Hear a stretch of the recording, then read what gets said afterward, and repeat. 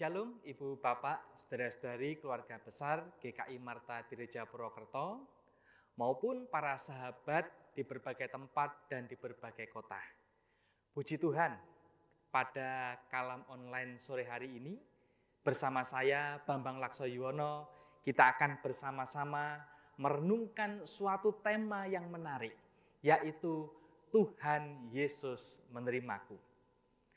Dan sebelum kita lebih jauh merenungkan dan mempergumulkan tema ini, kita akan bersama-sama memuji dan memuliakan nama Tuhan. Kita akan menaikkan pujian anugerah terbesar.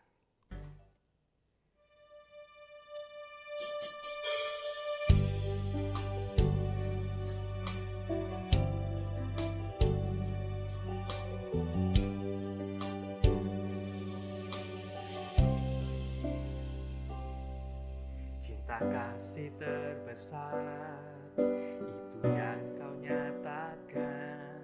Saat ku jauh, kau mendekat, kau panggilku sahabat.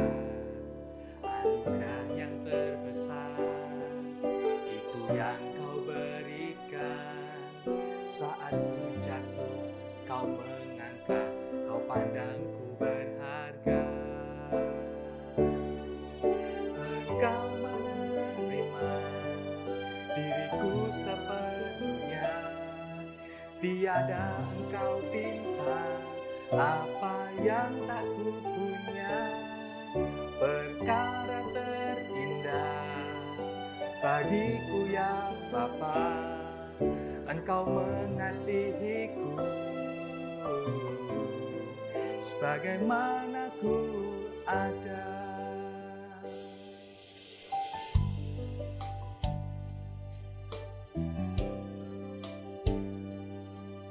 Cinta kasih terbesar, itu yang kau nyatakan. Saat ku jauh, kau mendekat, kau panggilku sahabat. Anugerah yang terbesar, itu yang kau berikan. Saat ku jatuh, kau mengangkat, kau pandangku berharga. Engkau menerima diriku sepenuhnya, tiada engkau pinta apa yang tak ku punya. Perkara terindah bagiku ya Bapa, engkau mengasihiku sebagaimana ku ada.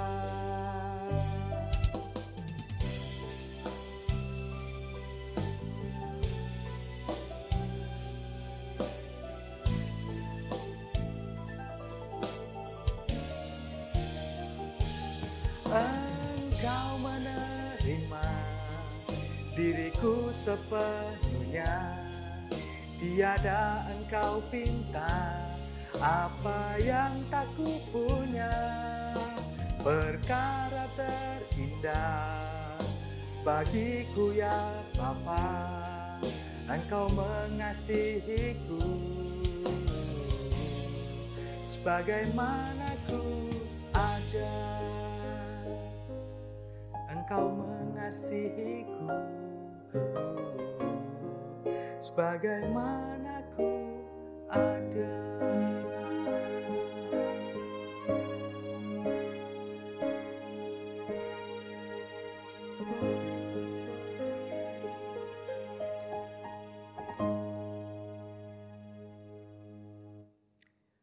Mari Ibu Bapak, saudara-saudara, kita bersatu di dalam doa. Ya Bapa, sungguh kami bersuka cita karena Engkau menerima diri kami apa adanya.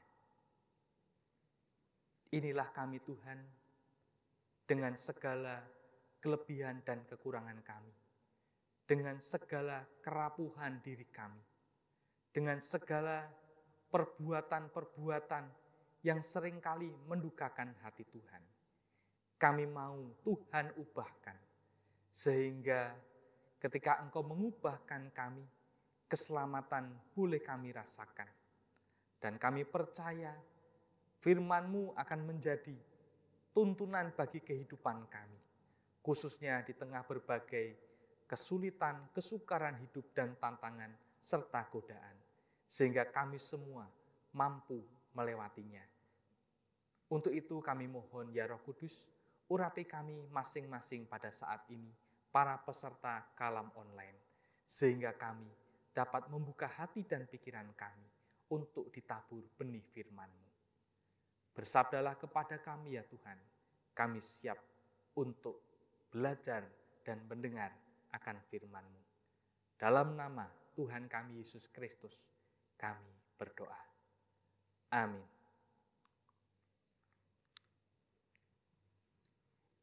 Ibu Bapak, saudara-saudara yang dikasihi oleh Tuhan Yesus Kristus, kalam online pada sore hari ini akan mengangkat suatu tema yang menarik, Tuhan Yesus menerimaku.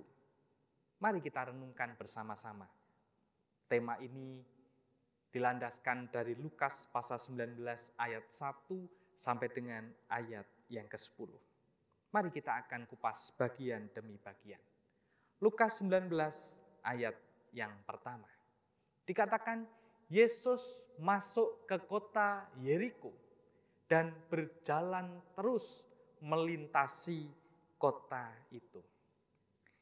Ibu bapak, saudara-saudara yang dikasihi Tuhan, dalam ayat yang pertama ini dikatakan bahwa Yesus masuk ke kota Yeriko dan berjalan terus melintasi kota itu. Mungkin kita bertanya-tanya, sebelum masuk ke kota Yeriko ini, Yesus ada di mana dan sedang berbuat apa? Nah, kalau kita membaca bagian-bagian Alkitab sebelum perikop yang kita baca ini, maka ibu bapak saudara-saudara akan mendapati bahwa Yesus ternyata berada di daerah dekat Yeriko. Dan menariknya kita mendapati fakta bahwa nama Yesus sudah cukup dikenal oleh masyarakat di sekitar Yeriko. Sehingga saat Yesus mendekati Yeriko, ada seorang pengemis buta yang memohon kesembuhan kepada Yesus. Pertanyaannya, dari mana pengemis buta ini tahu bahwa yang datang adalah Yesus? Pengemis buta ini tahu dari jawaban orang banyak ketika ia bertanya kepada mereka. Artinya banyak orang di sana sudah mendengar tentang Yesus dan mujizat-mujizat yang sudah diperbuatnya. Kemudian ayat 2 dan 3 kita akan membaca bersama-sama. Di situ ada seorang bernama Sakeus, kepala pemungut cukai, dan ia seorang yang kaya. Ia berusaha untuk melihat orang apakah Yesus itu, tetapi ia tidak berhasil karena orang banyak, sebab badannya pendek. Ibu bapak, saudara-saudara yang dikasihi Tuhan, rupanya nama Yesus yang terkenal ini juga membuat seorang yang bernama Sakeus ingin melihatnya. Lalu siapakah Sakeus ini? Jika kita menilai nama Sakeus, maka dari namanya itu menunjukkan bahwa Sakeus ini adalah seorang Yahudi. Karena nama Sakei dalam bahasa Ibrani adalah nama yang umum dipakai di antara orang-orang Yahudi. Dan Sakeus ini memiliki pekerjaan dan atau jabatan sebagai seorang kepala pemungut cukai. Artinya ia adalah seorang pimpinan dan mengepalai pemungut cukai yang lain. Walaupun sebagai pimpinan, rupa-rupanya Sakeus ini dibenci oleh masyarakat Yahudi pada umumnya. Dikarenakan pekerjaan sebagai pemungut cukai dianggap sebagai pengkhianat. Mengapa dianggap sebagai pengkhianat? Karena pemungut cukai bekerja untuk bangsa penjajah, yaitu bangsa Romawi, yang mana memungut pajak yang tinggi dari rakyat, khususnya orang-orang Yahudi. Sehingga Sakeus dianggap dan atau dicap merugikan orang Yahudi, orang-orang sebangsanya, karena menarik uang pajak dari orang susah yang diharuskan membayar melampaui kemampuan mereka. Sehingga tidak mengherankan Sakeus disebutkan dalam ayat yang kedua. Ia adalah seorang yang kaya. Terlebih lagi pada zaman Sakeus ini, kota Yeriko menjadi pusat produksi dan ekspor untuk balsam Mekah. Balsam of Mekah atau juga sering dikenal Balm of Gilead. Sehingga kedudukan Sakeus sebagai kepala pemungut cukai di kota itu tentunya sangat penting dan menghasilkan kekayaan yang besar. Dan ironisnya, Sakeus tetap bekerja seperti biasa. Meski ia tetap dibenci oleh banyak orang.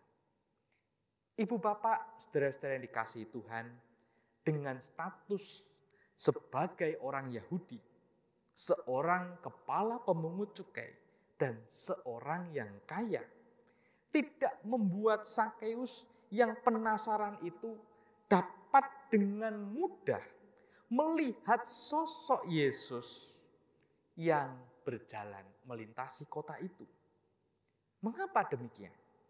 Karena Sakeus ini bertubuh pendek. Sehingga secara fisik Sakeus akan kalah dengan orang lain yang bertubuh lebih tinggi dari dirinya. Pertanyaannya, apakah Sakeus kemudian menyerah begitu saja? Oh, tentu saja tidak. Sakeus melakukan sesuatu yang menarik. Apa itu? Mari kita baca ayat selanjutnya. Mari kita baca bersama-sama. Lukas 19 ayat 4. Maka berlarilah ia mendahului orang banyak, lalu memanjat pohon ara untuk melihat Yesus yang akan lewat di situ. Ibu bapak, saudara-saudari, karena Sakeus tidak ingin rasa penasarannya itu kemudian tidak terpuaskan, maka ia melupakan harga dirinya sebagai kepala pemungut cukai dan sebagai seorang yang kaya, dan berlari mendahului orang banyak seperti seorang anak kecil, dan kemudian memanjat pohon ara untuk kemudian melihat Yesus. Perlu diketahui sahabatku, pohon ara ini berupa pohon besar dan dapat tumbuh hingga 10 meter tingginya. Dan serta banyak tumbuh di daerah Asia Barat. Sehingga tidak salah jika Sakeus memilih dan memanfaatkan pohon ara ini untuk membuat dirinya berada di atas pohon dan mengungguli orang banyak yang menutupi dirinya untuk dapat melihat Yesus. Lalu apa yang terjadi setelah Sakeus berada di atas pohon? Mari kita baca ayat selanjutnya. Ayat 5 dan 6. Ketika Yesus sampai di tempat itu, ia melihat ke atas dan berkata, Sakeus, segeralah turun, sebab hari ini aku harus menumpang di rumahmu. Lalu Sakeus segera turun dan menerima Yesus dengan sukacita. Ibu bapak, saudara-saudara yang dikasihi Tuhan, Sakeus mendapatkan lebih dari apa yang ia harapkan. bukan saja hanya dapat melihat Yesus, ia bahkan disapa secara khusus oleh Yesus yang lewat di bawah pohon itu.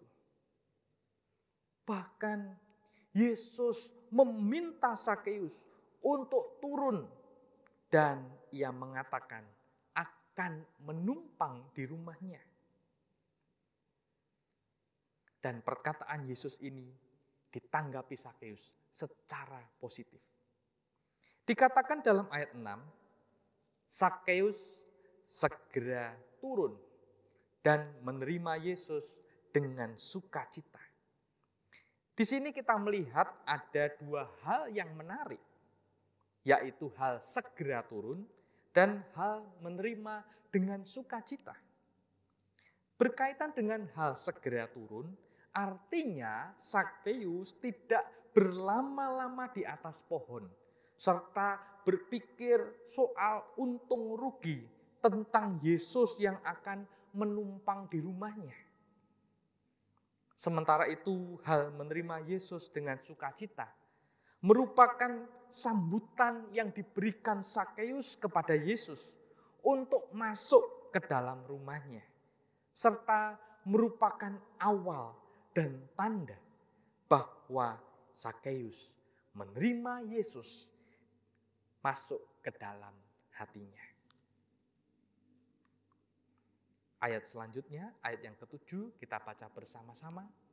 Tetapi semua orang yang melihat hal itu bersungut-sungut katanya, ia menumpang di rumah orang berdosa. Ibu bapak, saudara-saudara yang dikasihi Tuhan, ada hal yang kontras terlihat tatkala Yesus dengan hangat memberikan sambutan kepada Sakeus. Ternyata semua orang yang melihat hal itu bersungut-sungut. Dasar mereka bersungut-sungut karena Yesus menumpang di rumah orang berdosa. Sakeus dianggap dan dicap sebagai pendosa besar di antara semua orang yang tinggal di Yeriko. Sakeus dianggap dan dicap sebagai seorang pendosa yang bahkan tidak layak untuk disapa.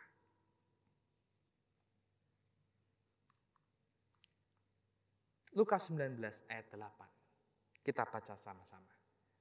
Tetapi Sakeus berdiri dan berkata kepada Tuhan, Tuhan, setengah dari milikku akan kuberikan kepada orang miskin, dan sekiranya ada sesuatu yang kuperas dari seseorang, akan kukembalikan 4 kali lipat. Ibu bapak, saudara-saudara yang dikasihi Tuhan, Sakeus memperlihatkan secara terbuka bahwa walaupun dulunya ia seorang pendosa, namun kini ia mau hidup dengan menyenangkan hati Tuhan. Ia tidak berharap untuk mendapat pembenaran melalui perbuatannya. Layaknya seperti orang Farisi yang selalu menyombongkan apa yang ia lakukan. Sebaliknya, melalui pekerjaan-pekerjaan baik, Sakeus akan membuktikan ketulusan dan pertobatannya. Oleh karena itu, Sakeus berdiri dan membuat pernyataan supaya ia dapat dilihat dan didengar oleh mereka yang bersungut-sungut kepada Yesus. Komitmen yang diucapkan Sakeus sungguh luar biasa. Sakeus mengatakan, Tuhan, setengah dari milikku akan kuberikan kepada orang miskin, dan sekiranya ada sesuatu yang kuperas dari seseorang, akan kukembalikan 4 kali lipat. Ibu bapak, saudara-saudara, jika dahulu orang-orang Yahudi biasanya berkata bahwa 1/5 dari pendapatan tahunan seseorang sangat pantas diberikan untuk orang-orang saleh, dan itu didukung juga dengan hukum Taurat juga menyebutkan jumlah yang kira-kira sebanyak itu. Namun dari cerita ini Sakeus berbuat lebih jauh lagi dengan memberikan setengah hartanya kepada orang miskin. Dan Sakeus sadar betul bahwa ia tidak memperoleh semua hartanya dengan jujur dan adil. Tetapi sebagiannya diperoleh dengan cara-cara yang curang dan melawan hukum. Mengenai apa yang ia dapatkan dengan cara-cara demikian, ia mau menggantinya. Sekiranya ada sesuatu yang kuperas dari seseorang, akan kukembalikan 4 kali lipat. Lalu apa tanggapan Tuhan Yesus ketika Sakeus memiliki komitmen seperti yang sudah kita ketahui di dalam bacaan perikop kita? Mari kita baca ayat ke-9 dan yang ke-10. Kata Yesus kepadanya, hari ini telah terjadi keselamatan kepada rumah ini, karena orang ini pun anak Abraham. Sebab anak manusia datang untuk mencari dan menyelamatkan yang hilang.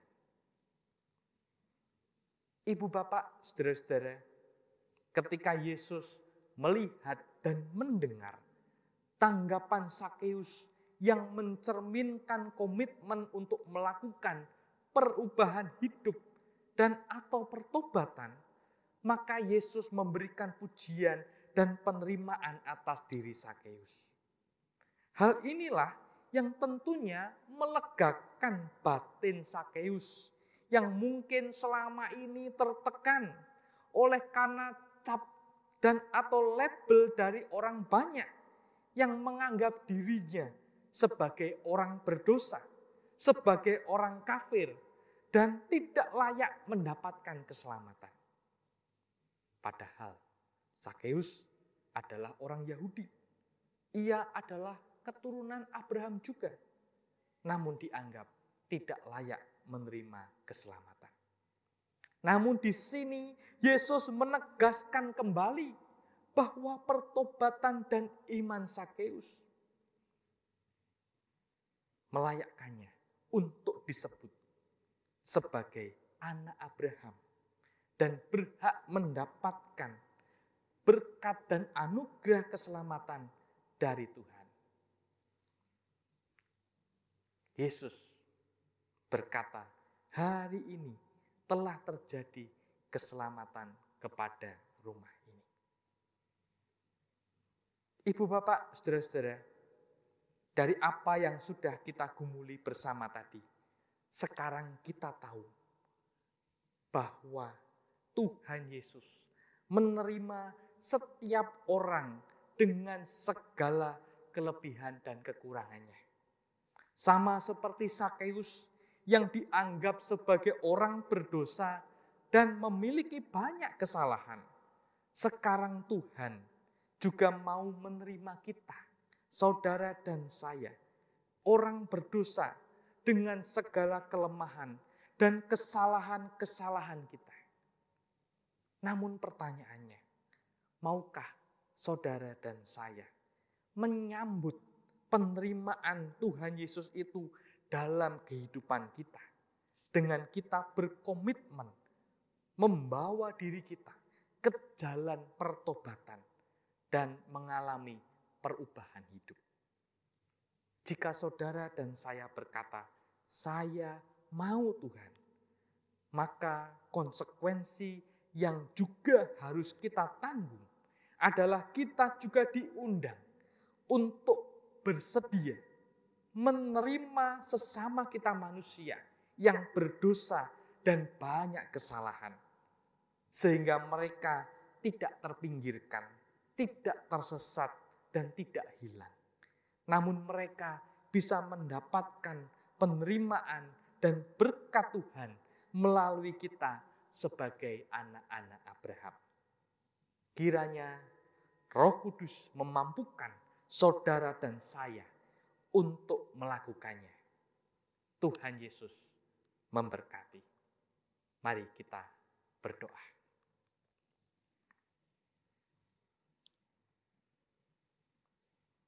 Ya Tuhan, terima kasih untuk firman-Mu yang boleh kami pergumulkan pada sore hari ini.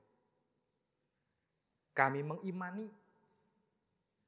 Engkau menerima kami ya Tuhan, dengan segala kelebihan dan kekurangan kami. Dengan segala cacat celah kami, yang mana seharusnya kami tidak layak untuk berdiri di hadapan Tuhan. Namun hanya oleh karena anugerah-Mu, kami boleh mendapatkan keselamatan untuk keseluruhan kehidupan kami. Tidak hanya sekedar fisik kami, tapi jiwa kami, batin kami. Kami boleh merasakan kebahagiaan yang berasal daripada-Mu.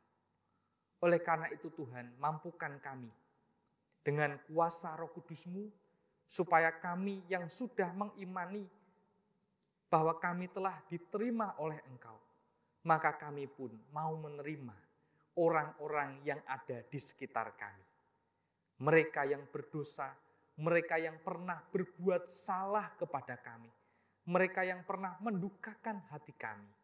Kami tidak mau menyingkirkan mereka, membuang mereka, bahkan membalas dendam kepada mereka. Namun kami mau merangkul mereka, menyertai mereka, dan bahkan memohonkan berkat Tuhan bagi hidup mereka.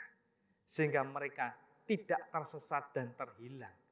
Namun mereka pun boleh menemukan cinta kasih Tuhan ada di dalam kehidupan mereka. Terima kasih Tuhan untuk kalam online pada petang sore hari ini. Kami mendoakan seluruh peserta kalam online di berbagai tempat dan di berbagai kota diberkati di dalam nama-Mu, Tuhan kami, Yesus Kristus. Haleluya. Amin.